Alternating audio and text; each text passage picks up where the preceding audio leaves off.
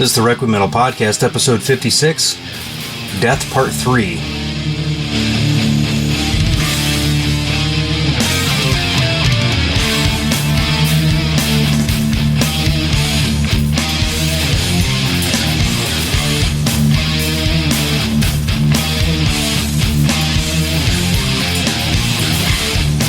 I don't mean to dwell, but I can't help myself when I feel the vibe. This is even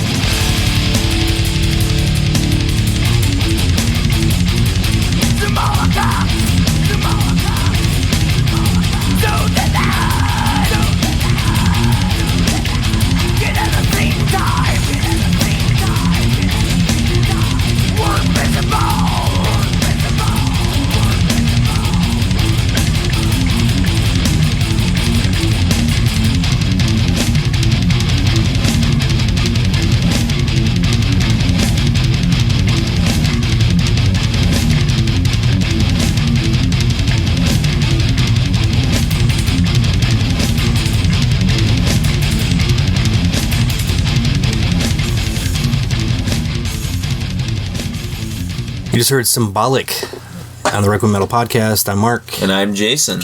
And this is, of course, Death Part 3. And have we come up with any clever... No, I don't think so. We'll have to think of something before this gets officially posted. So between this live recording and then you'll have some clever saying.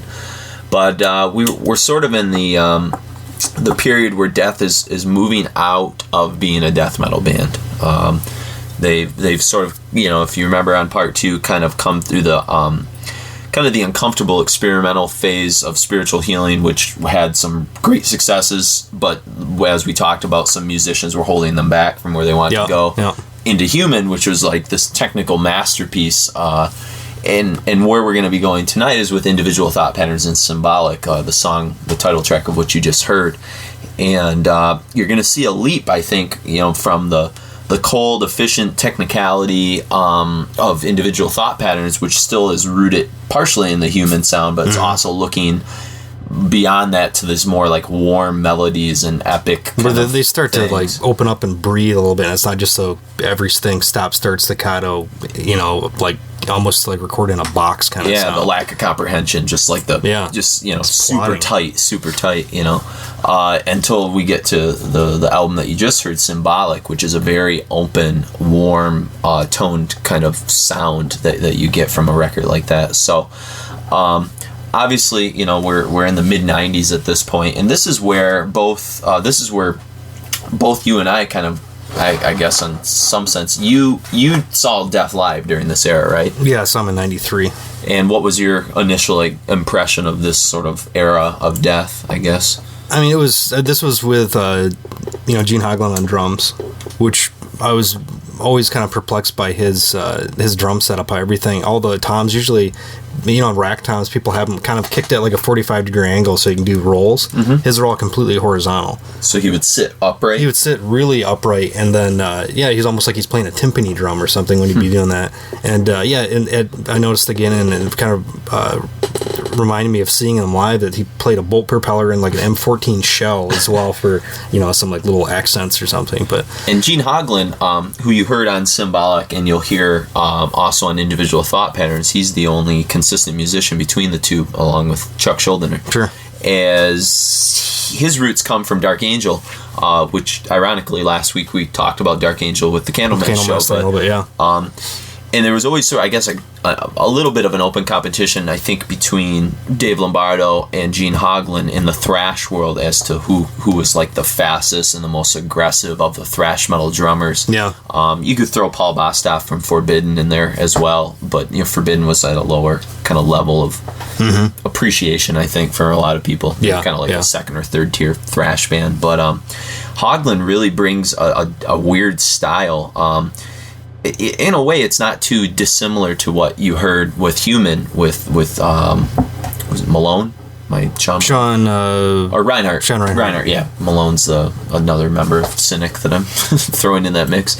But Reinhardt's kind of jazzy, very stop-start, kind of style. Well, and his double bass is almost like you just turn it on and it goes the entire album. Yeah. Whereas Hoglan he's way more comfortable like putting weird pauses and stop, but yet he keeps it. It's not as, there's all that kind of staccato back and forth stop start stuff, but there's always that kind of like rhythmic thread through the whole thing where it's not quite so like proggy sounding. Is he doing polyrhythms, would you say, or no? I don't know. That's a word that I think is misrepresented a lot, which is just basically playing two different rhythms on two different parts of the drum set, which you usually do most of the time, anyways. With you have a different rhythm with your say hi-hats than you do with the snare or the double bass or the bass and stuff as well. But is it? I think with polyrhythms, is it so much a rhythm, or are you kind of operating two different time signatures? Yeah, two different time signatures, which usually most drummers will be doing at least two different time signatures. But yeah, Hoglan is able to do kind of like a complex.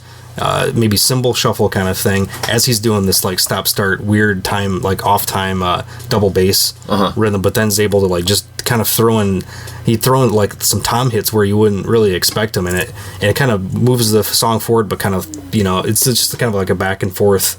It seems awkward at first, but it totally fits with the music and actually keeps it rolling pretty good. And I think he really attains great success with that propulsiveness yet experimental style on Symbolic, whereas I think on Individual Thought Patterns, like one of the common I don't say criticisms, but I think you even pointed this out, is how tightly packed in everything is. It's There's very no room claustrophobic. to breathe. Yeah. And I kind of was reminded of Blessed Are the Sick from Morbid Angel, in the way that that's so tightly produced and so like compact.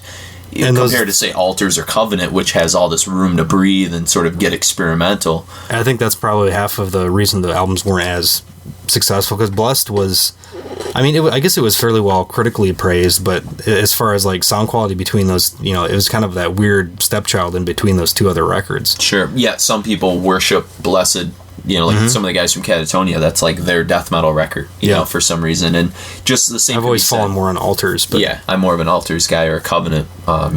We already told the story back when of buying the cassette tape, choosing between Cannibal Corpse and Covenant back in 8th or 9th grade.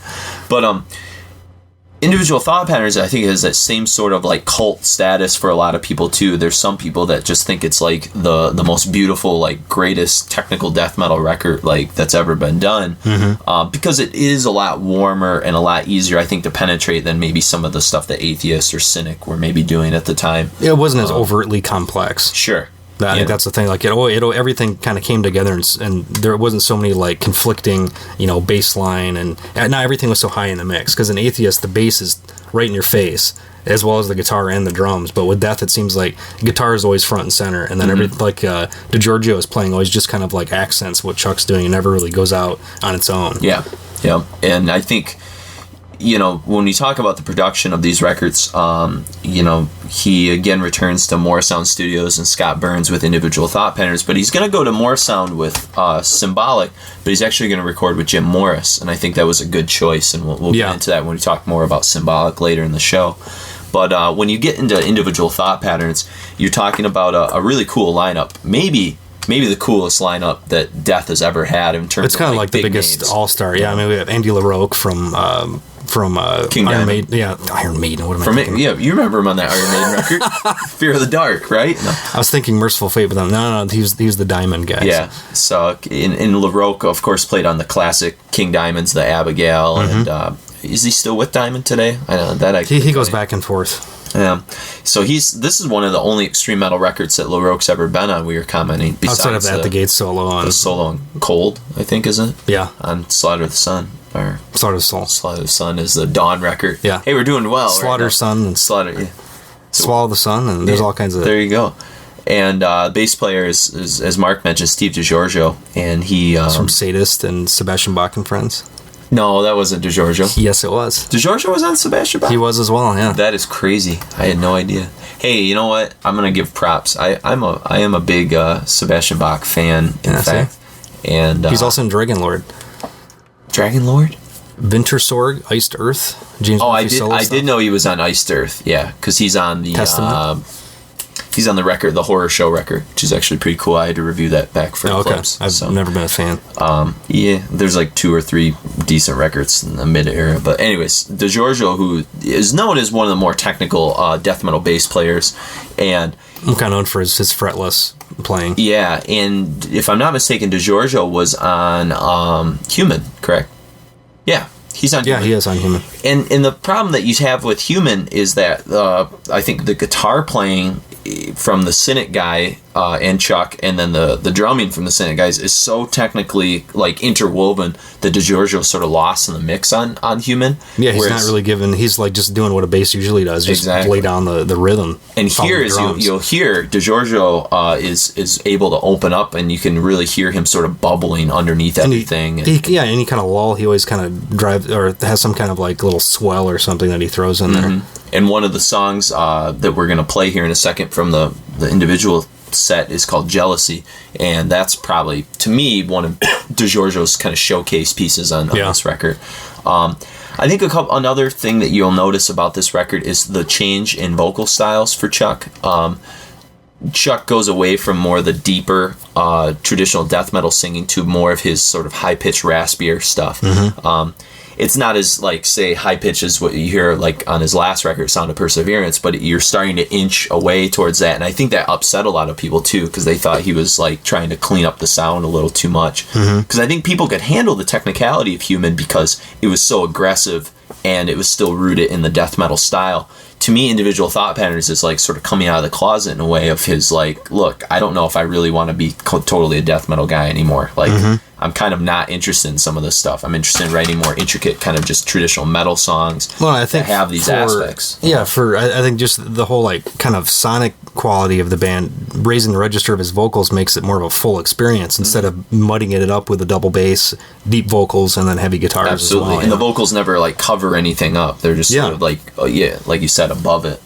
So it's a cool style, and I think it's a style that he's going to more perfect on Symbolic and on Sound of Perseverance. I think a lot of the songs, unfortunately, on Individual Thought Patterns seem very similar, whereas like Symbolic, you're going to find a lot more diversity in the type of songwriting. He'll start to introduce the epic kind of longer songs that he kind of flirted with a little bit on Spiritual Healing with like the title track, but then he kind of went away from and got more into this technical stuff. Thought Patterns is a weird record. It's one, I think it's up there with Spiritual Healing as being a very transitional record. I think it divides a lot of fans, in a lot of ways. But I don't know. What was your when did you get this record back? I got it when it came out. How did you guys perceive this? Because you guys had obviously heard Leprosy and Human and some of this stuff, right? Yeah, I mean, Human was kind of the big one that everybody, like across the board, everybody that was around a death metal classic. Yeah, even like the skateboard crowds or whatever was like reviewed in Thrasher magazine and all that stuff as well. So this was it just kind of seemed, I guess, it didn't really jump out as much as a transitional record at the time. And this was actually the last death record I got for many years, and then went back and got Symbolic and Sound of Perseverance. But it just kind of seemed as business as usual. Did you guys get into it as much, or was it just sort of like I mean, it was just, but this was also, this came out in 1993 or 94? I think it's 93. Yeah, I think it was 93. Yeah, it's 93. But yeah, this was also the time when the American stuff was starting to take a little bit of a backseat because we were head over heels in love with what was happening in Sweden, and Finland, black metal was starting up at this point as well. So Death was almost seen as kind of like a safe. It was like one of the established bands, and we were going more into the fringe and deep in, going deeper into like doom stuff. And so I remember we liked it, but it wasn't. I don't think it like completely blew our minds. But that was the tour we saw them on, was for Individual Thought Patterns. Gotcha. So, and then this was one of the ones that I picked up actually later. It's probably one of the last death records I got in the late 90s or so. But we picked out 3 songs for this set. We're going to start with Mentally Blind to open things up. It's kind of it's a very smooth, got a memorable chorus, but it's also very proggy. And then we're going to do Jealousy, the Giorgio's kind of centerpiece, and then end with what I believe is my favorite song on the record, and that's Trapped in a Corner. I think it's the best song on the record, compositionally wise, but we could debate that later. I don't know if you have any personal faves or thoughts, or I don't have any heavy thoughts on that. So, but anyways, no individual thoughts on this. No individual thought patterns. Whoa! Enjoy some Mentally Blind from Death.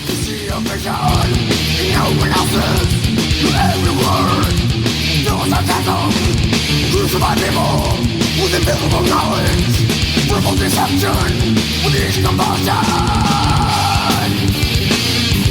We will see where you go. The future for you is nowhere.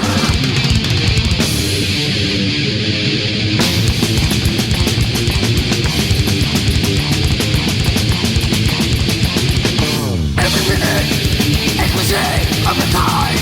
Too much to say from a person. We know it's bad, like decisions. You will regret. From the mentally blind, come ideas that are poison. Deeper with the power. The shallow person you will find.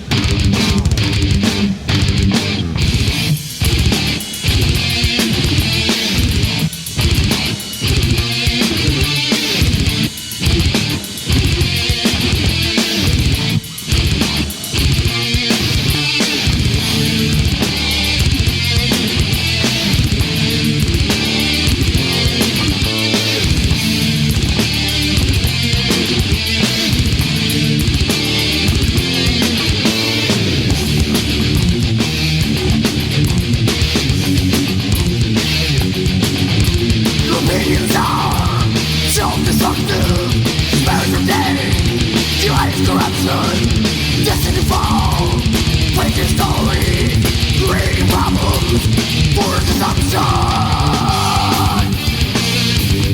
We will see where you go. The future for you is nowhere.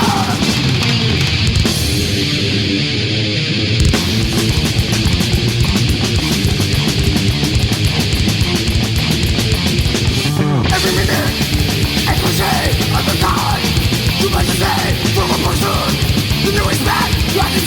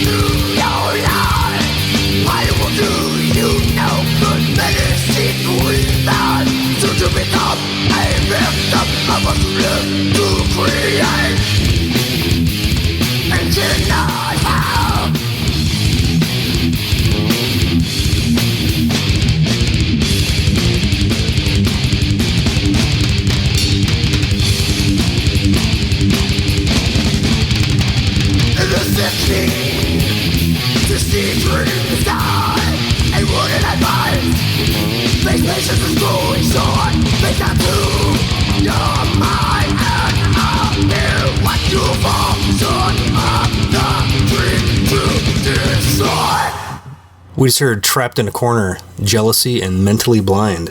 From Individual Thought Patterns. And we've got one more on the way from Individual Thought Patterns, and it's probably the most well-known song of the record.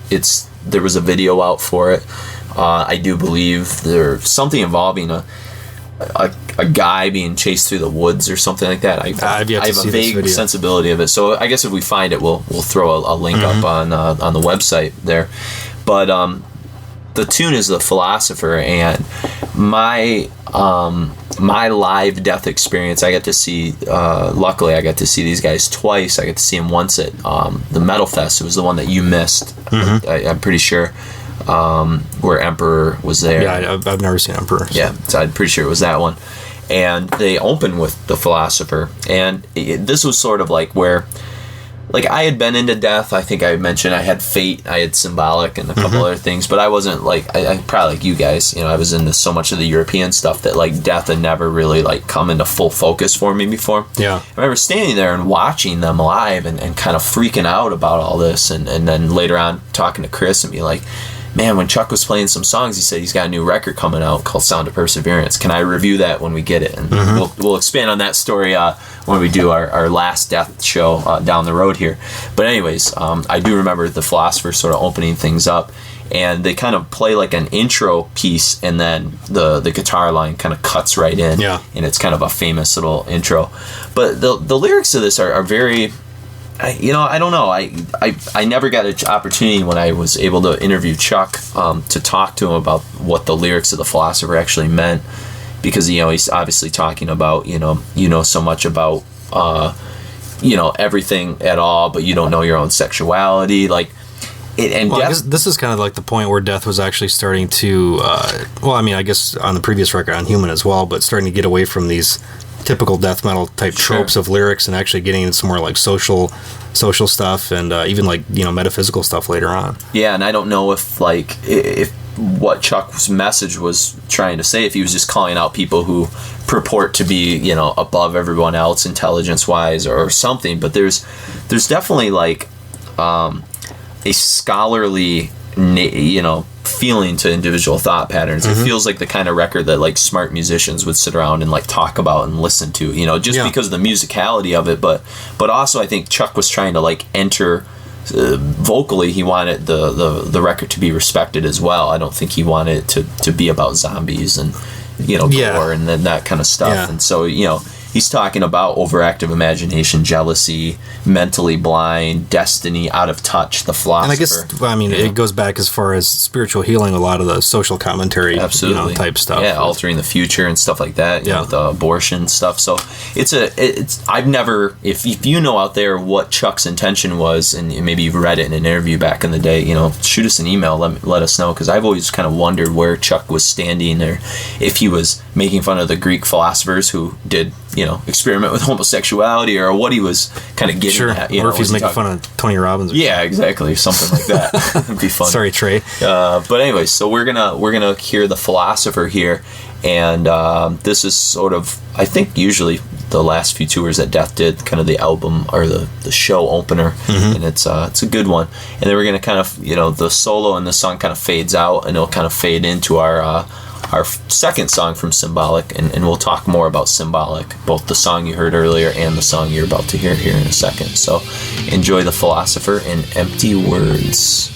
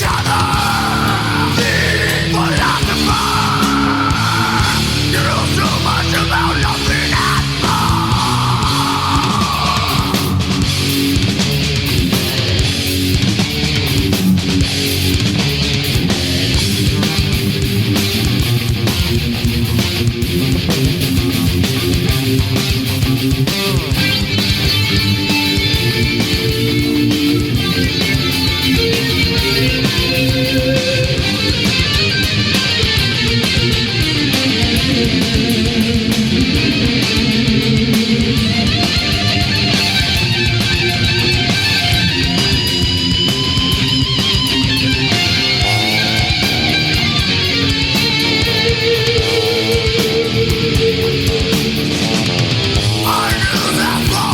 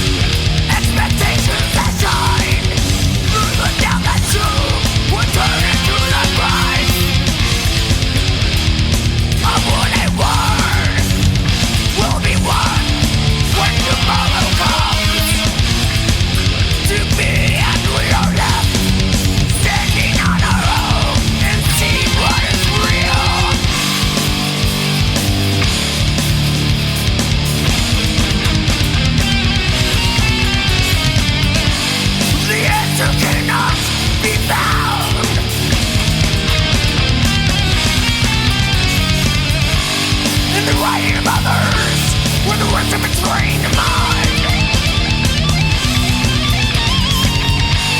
And it precious world of memories we find ourselves confined.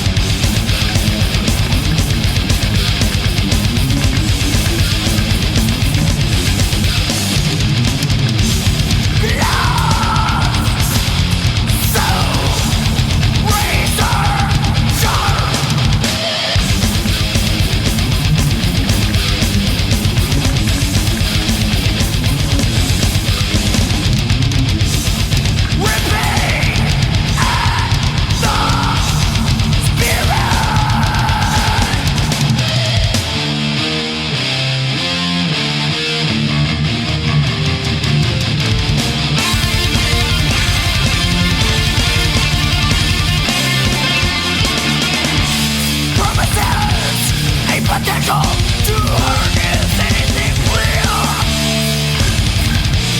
when forever is to be until deep inside in the world of empty words, no escaping from those haunting empty words.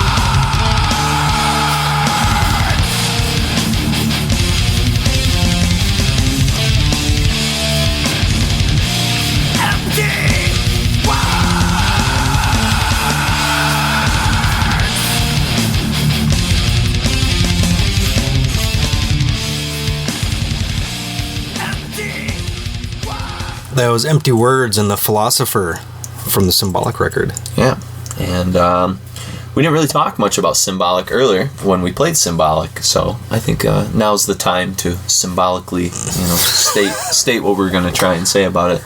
The composition you just heard, though, Empty Words, it's an odd one in terms of how it's put together, and to me it's very predictive of what Death's going to do on Sound of Perseverance with kind of almost the cut and paste approach of like putting together all these different movements, almost like a classical piece. Yeah. There's not going to be the standard, verse, chorus, solo, chorus, Yeah, and then fade out kind of thing. There is a lot more as far as like traditional song structures, as far as I guess breathing room, and you hear a lot more thrash elements, I think, coming in as far as the underlying guitar tone. I was gonna say the sonic undertone of things has that really deep kind of mid '80s the chunk muted guitar Rasmussen stuff kind of sound or something. Yeah, I mean it's really got like the old Metallica Megadeth kind of like rhythm style, and now with these like huge flourishing solos over the top of that. And obviously Chuck has changed the lineup again as he does every big album. Surprise, yeah. And LaRoque has left, and in fact, you said when you saw Death live, LaRoque wasn't even live with him. It was Ralph Santella, right? Yeah, I don't think that he was ever. Actually, I think he just recorded the record. I don't think he ever toured at all. And so now that LaRoque's out of the picture, they bring in a guy by the name of Bobby Koebel, or Colbel. And we did some investigation on Bobby Coble, and he's a jazz guitar professor. Someplace, like a musical institute and somewhere in Florida right now, and plays in some weird like reggae jazz kind of band. It's kind of interesting, but he did say in his interview that this was like the greatest kind of professional experience he ever had, and Chuck was great, and him and Gene are still good friends and stuff. So. And then you got Kelly Conlon on bass, so DiGiorgio's left. And you can obviously tell that the bass takes a real big back seat on this record. Sure does. It becomes all about, really, it's an interplay between Gene kind of talking on his drums with Chuck on his guitar talking. I mean, it's almost this like musical conversation between the two. Yeah, I mean, these other guys, Bobby and Kelly Conlon are basically just filling the space, filling the sonics, void, really. Sure. And Kelly Conlon was in like Monstrosity and Pessimist and some other band. I can't remember. Vital Remains, I think he was in at one point too. So I don't really know much about the relationship he had there, but he's a pretty stock death metal bass player. Nothing crazy kind of going on. It's kind of returned back to like the older days of Death. But as we said, this was recorded again with Morris Sound Studios, the famous Florida place, and Jim Morris this time does it. I think you can tell a definite difference. I don't know if Scott Burns at this point had kind of I think he was probably burnt out. I mean, what else? Just kind of running his course. Could you do that hadn't been done with the sort of Florida death metal sound? You know, we haven't really done much on, say, Abyss Studios with Peter Tatgreen from Hypocrisy, but that had its sort of glory years run from about like 96 to about 2000, and then people kind of were like, well, we've sort of exhausted the Abyss Studio sound, you know. And, I think the big thing is that this was kind of the last, at least with Morrisound Studios, that was kind of the last end of people that didn't know much about death metal trying to record death metal, and then with Abyss Studios and with Dan Swano's Unisound Studios, that was like one of the first times where I actually got death metal musicians that really knew what needed to, what kind of sounds that the bands were trying to get across and how to record those. Yeah, that's a really excellent point, and I don't know, I'm sure at this point, Morris and Burns both knew a lot about metal, but they weren't practitioners themselves. I think that's the big thing. I do think Jim Morris played some. I think he played in hard rock bands. Okay, because I'm pretty sure he was on the Iced Earth Horror Show record that we were talking about earlier. I think did he do a solo guitar or something like that? Yeah. Okay. And he did an alright job, I guess. I mean, I don't really know what parts were his, but he seemed to hold his own. But again, I think this is such a weird record because it came out in 95 and Death has left Relativity finally, and probably unfortunately for the bad for them, because they got signed to Roadrunner, but this is during the Roadrunner, which was a pretty big American metal label at the time. But in 1995, I mean, this is New Metal Central, buddy. This is Fear Factory demanufactured. This is not that all the records that Roadrunner was putting out at the time were bad. Bloody Kisses, October Rust from Typo Negative. But Death they was kind of like kind of had their dicks in the wind in this one. Like they were like, they seemed kind of left behind. They were sort of the the kind of old guys, and I don't think, and everyone was kind of dismissed them as being like, oh, who cares what Death's doing now. Well, and I remember there wasn't a whole lot of coverage either. Like ad campaigns, there wasn't a whole lot there. And so this album, I think initially Symbolic historically slipped between the cracks, and I think the diehard Death fans picked it up and loved it. I think there were probably some people that when they heard Symbolic probably didn't like the shift away from technicality into more epic kind of warm songwriting. More traditional heavy metal elements too. Yeah. I mean, I remember talking to Chuck when we did the interviews on the Sound of Perseverance tour, and he really wasn't interested in Death being perceived as a death metal band anymore. He really just wanted it to be a heavy metal band. We just play metal. That's all we do. And so I think those problems sort of like run into Symbolic quite a bit, and I think it's been vindicated by history, though. I think a lot of people have kind of gone back, and I think for me, it's really a toss-up between this and Sound of Perseverance as to which are like really the greatest Death records. Doesn't mean it's always the one I want to put on first, because there's sometimes I'm just in a human mood or a spiritual healing, or I want to hear some Leprosy type style. But it's really hard for me to look at the consistency in songwriting from start to finish on this record and not say that there's really no fillers. Like every song is awesome on this record. It's being written from like an album composition standpoint instead of just like, okay, here's 10 songs, let's figure out what order they go in. And getting back into the lyrical content, one of the things I was telling Mark about this is between this and Sound of Perseverance and then Chuck's side project called Control Denied, there's this weird like predictive kind of eerie sense of sort of premonition for Chuck. A song like Symbolic, where there's lyrics talking about do you remember when things seem so eternal? He's talking about reflecting on like savor what you feel and what you see, things that may not seem important now but maybe tomorrow. He starts to talk about these things, and Sound of Perseverance is really about the sound of struggle, and that Fragile Art of Existence is the name of the Control Denied record, and there's these weird like lyrical eeriness kind of like talking about this kind of struggle that Chuck was going to have to go through. Kind of come to grips with his own mortality kind of thing. I mean, this was this, when was he diagnosed?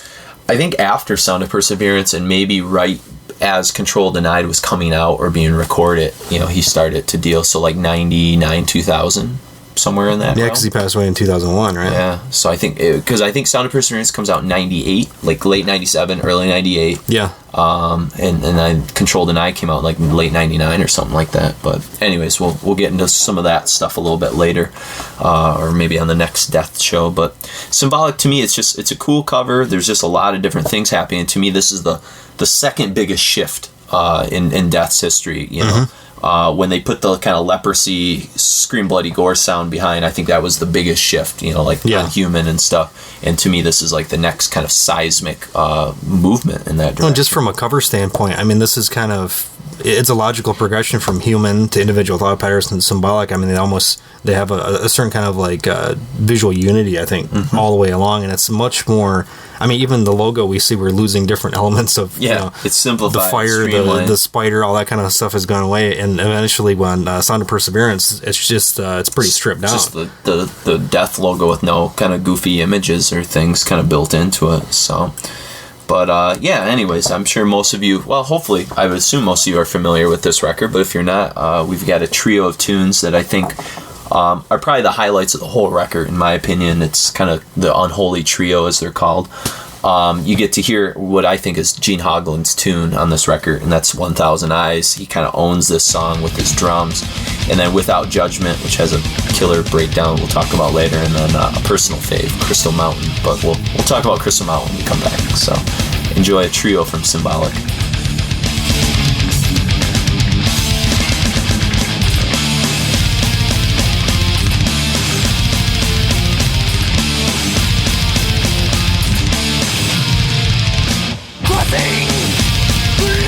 To the other side, emerging as prisoners to the emptiness of time.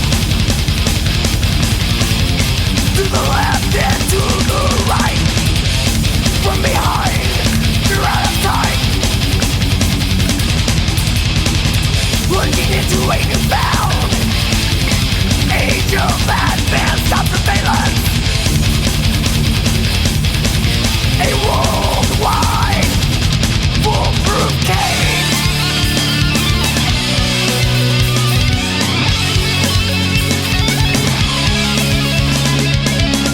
Privacy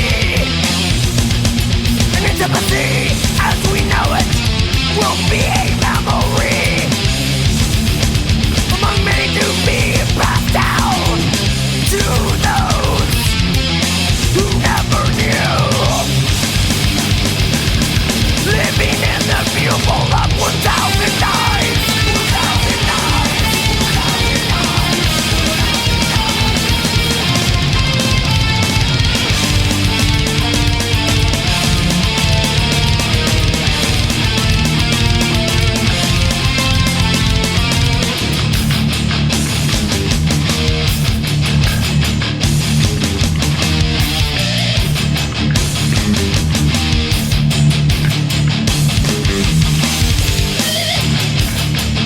Wasn't overlooked in front of all our faces. Now the mistakes and secrets cannot be erased.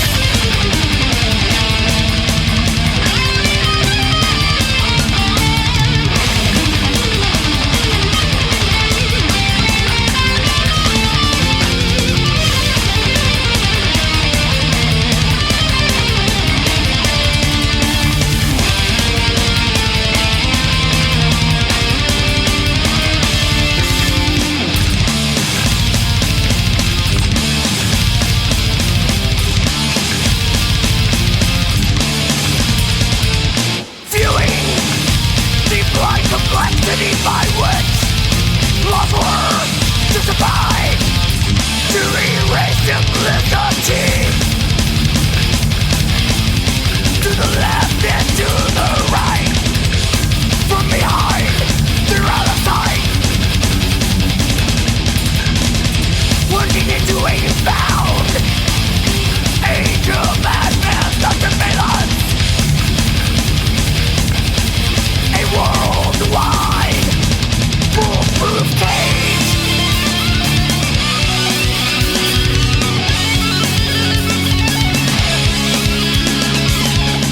Privacy and intimacy as we know it will be a memory among many to be passed down to those who never knew. Living in the pupil of 1000 eyes. 1000 eyes.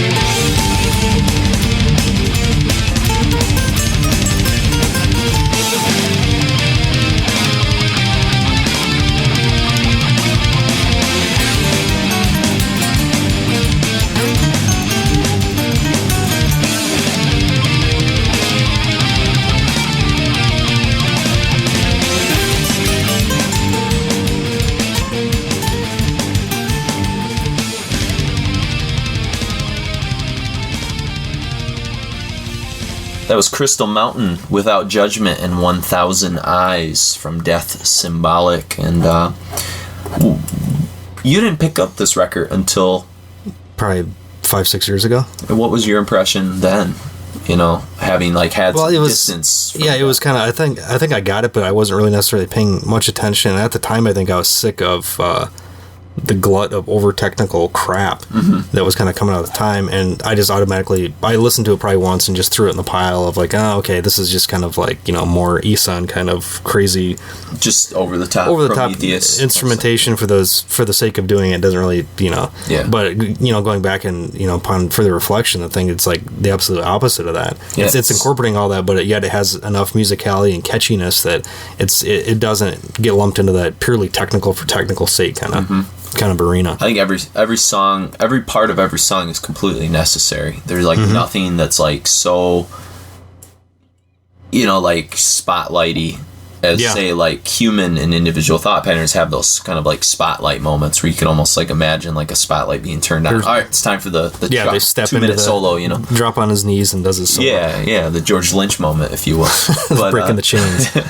But you know, I would definitely agree with you there. And you know, Crystal Mountain, that last song we played, I think I read really quite often about how that seems to be like the favorite song of a lot of Death fans, and that's the one that always I sort of globbed to when I was younger for some reason. It's got a good vocal medley too, or melody. Yeah, and which is, you know, you don't often hear with death metal music, but it's really super catchy. And it's like sing-songy. It's pseudo like anthemic to some degree. I think it's probably the most anthemic, or at least to this point in Death's career. I think Sound of Perseverance, they get some pretty anthemic tunes as well, but yeah, I think it definitely holds that place, and I think the sophistication of the lyrical content, you know, inflicting wounds with your cross-turned dagger, you know, Crystal Mountain, of course, is St. Peter's Cathedral in Rome, the Vatican City, and, you know, just these, you know, good use of allusions and metaphors and different things that show a sophistication not only in the songwriting aspect but in the lyrical content as well. And I think with this record, the lyrical content and the musical content is like matched. Yeah. You're not like looking like, ooh, zombie ritual, come on. Yeah, exactly. Not that we don't, you know. I'm fine with that, but it's only, I mean, you know, Autopsy's kind of beating that thing into the ground. Like how really how much you think as a person you're gonna develop over time. You don't always want to, you know, watch your Arnold Schwarzenegger movies your entire life and that's all you're into. You know, You like brand, especially, you know, with the technicality of where Death is right now. You think it only makes sense for the lyrical content to be more technical, more aware, more full of metaphor, and yeah. And I think Crystal Mountain is to me the peak of that type of songwriting, and that those elements all merging together, and you've got that epic kind of guitar chorus, the just that scale. It's just that scale is just awesome, and you could almost, and they repeat it so much at the end, and then of course the awesome little acoustic kind of like Spanish guitar flamenco kind of stuff, kind of comes in. It's a really cool, very unpredicted moment, I think, for Death. I think that probably took a lot of people aback the first time they heard it. So yeah. But anyways, we're gonna kind of close things down here and close another chapter on the history of Death. Probably one of my favorite chapters, if not my favorite chapter here, because of just the melding of sort of melodies. I've always been a sucker for kind of melodicism, you know. That's why I flock to the Gothenburg metal stuff so easily, you know. And to me, like, Death is filling that sort of American niche of that kind of Gothenburg-y kind of like epic melodic metal with this era of music. Yeah, that a lot of, like, you know, typical U.S. death metal bands weren't necessarily embracing as much. It's usually about brutality and speed and things like that. Yeah, I mean, outside like Death, and we had, like, you know, Morbid Angel had, you know, a lot of barbarity, but still managed to have, like, unbelievable, catchy elements. And I think Death was always... People, I think, always kind of saw him as second fiddle to what Trey was doing as far as being out. And Chuck, I think, takes a more traditional approach to, you know, to being a technical musician. But I think from start to finish, in terms of, if I want one guy to write a great death metal song that was catchy, not just overly technical and show-offy and stuff like that, I mean, I think Chuck runs circles around Trey. I think Trey is almost a victim of his own experimentation and sometimes his own kind of... Well, I think Trey, up into Domination, was, I think he was almost beat Chuck in my opinion. But with giving his current stuff he's done, he's just kind of like he seems like he's lost. Sure, I guess that's maybe what I was trying to say is he's kind of you put off the deep end. You put the album side by side, and I think Chuck was really starting to get to it. I don't think he actually achieved his peak before he died. I think his next record would have been absolutely unbelievable. Yeah, we hope so. But well, he's singing with the angels now. Oh, that he is. He's on his own perennial quest, which is what we're going to kind of close things out with tonight. So we have gotten a lot of really positive feedback about the first 2 Death shows. We hope we've pleased you with our choices and stuff like that. And we have one more coming up in the weeks to come. Yeah, down the road, kind of our final statement, kind of our own Hall of Fame feature, if you will, which we've done with Dark Tranquillity and Megadeth, Rest in Peace already. So. Yes, some bizarre choices there, but hey. Yeah, but that's us. So anyway, shoot us an email. Let us know what you thought. requiempodcast@gmail.com or go to requiempodcast.com and check out all the other goodies that we'll have thrown up there. And actually, it would really help us out if you we've gotten great people have either given Twitter plugs to us or talk about us on your blog. But if you'd like to help us out financially, which the show is not free, it definitely costs money to put together. You could either first thing, iTunes. Leave us a review on iTunes. The more, the better. I think right now we've got a 5-star rating. Yeah, which is fantastic. But also, click on if you don't have some of these records, click on our Amazon affiliate links. That gets a little bit of money back into our pocket as well, and it gives you great music. That is true. So, and hopefully, we're going to kind of get the website a little bit more updated. And I was telling Mark today, I'm going to try and take over a lot of the Twitter kind of aspects for this, and because I'm off this summer. I'm currently unemployed with the teaching gig kind of done. So, but this is your 3-month break where you can where I can jump into some of this kind of stuff. So, anyways, we're gonna go on our own perennial quest. We hope you do as well, and that's what we're gonna close things out here with the closing number on Death Symbolic Perennial Quest. So enjoy. So for Requiem Metal Podcast, I'm Jason, and I'm Mark.